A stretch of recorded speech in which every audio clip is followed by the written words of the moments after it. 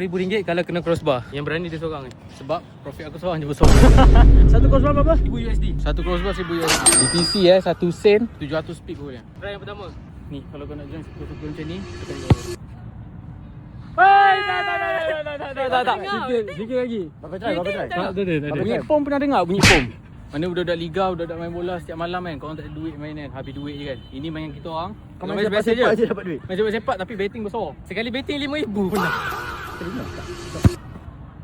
Aku shot dia ni memang kaki tak sedang lah. Kau pun sama bodoh Rabi.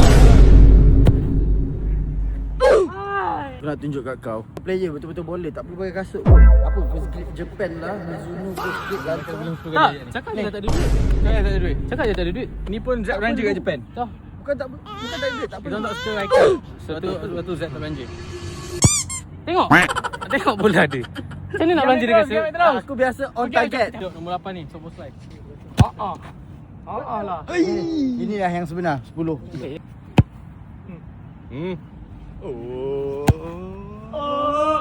So macam biasa lah, kalau Kal lawan Ed, lawan Zack, biasanya memang Kal akan menang.